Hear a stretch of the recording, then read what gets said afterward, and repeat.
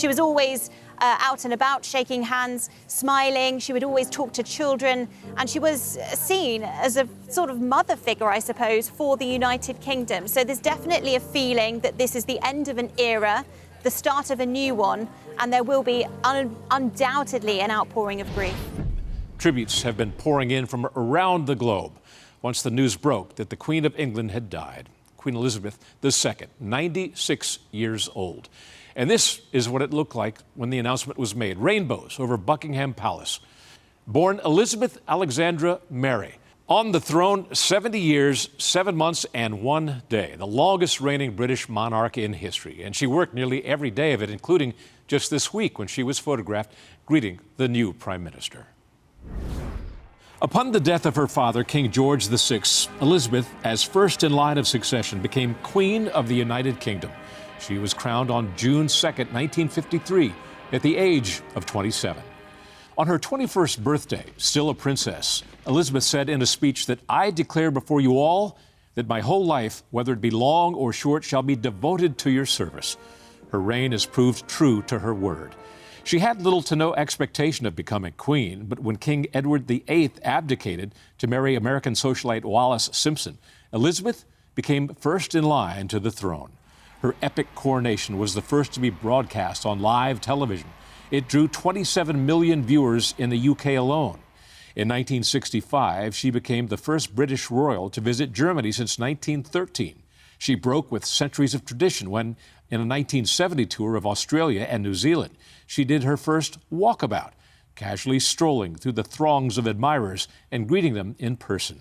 She was the first British monarch to visit mainland China and the first in 100 years to visit the Republic of Ireland.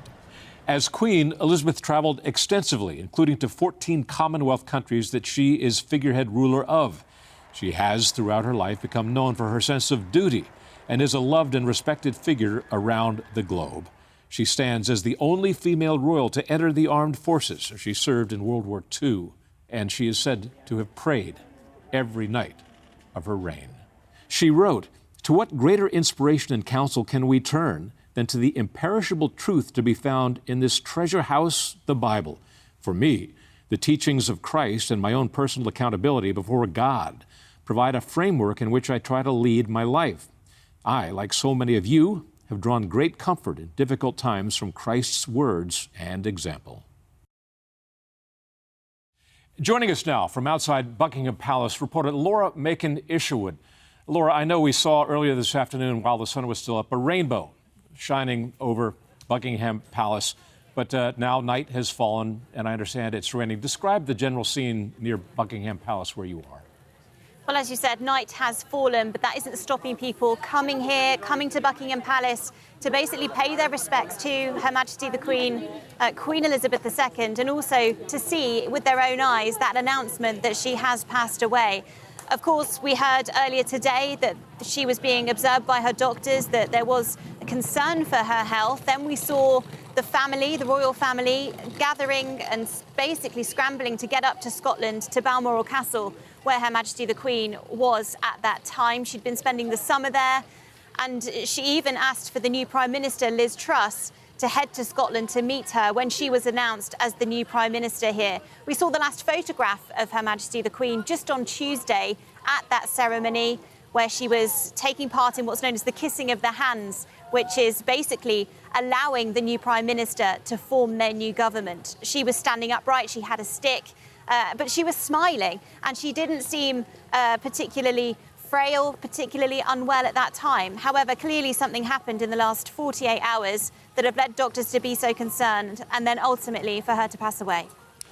Laura, I know it's still early, but has there been any sort of arrangement of an itinerary or a schedule for the coronation of soon-to-be King Charles?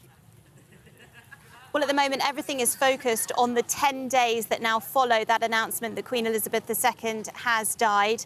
We understand that Prince Charles, who is now King Charles III, and his wife Camilla, the Duchess of Cornwall, who will become Queen Consort, he will remain at Balmoral Castle in Scotland this evening overnight, and then tomorrow will return to London by train.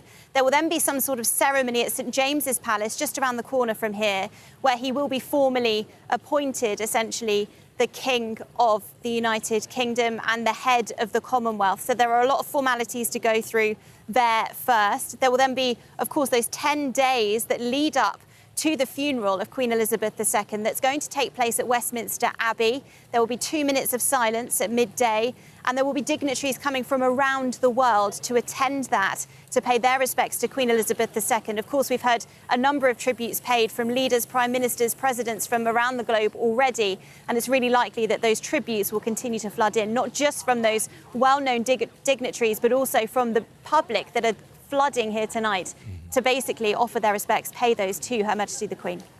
And lastly, Laura, it has been said, I heard it said on the BBC today, that Queen Elizabeth was the virtual embodiment of what it means to be British. Do you agree with that? And if so, how so?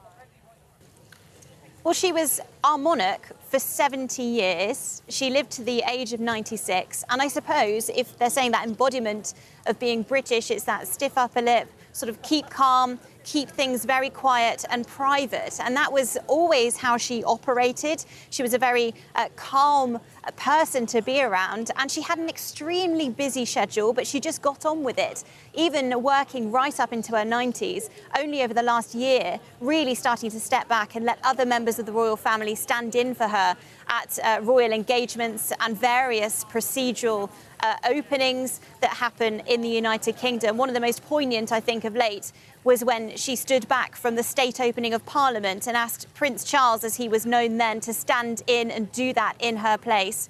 She was always out and about, shaking hands, smiling. She would always talk to children, and she was seen as a sort of mother figure, I suppose, for the United Kingdom. So there's definitely a feeling that this is the end of an era, the start of a new one, and there will be undoubtedly an outpouring of grief. Laura Makin-Isherwood, we really appreciate your great insights. Thank you very much.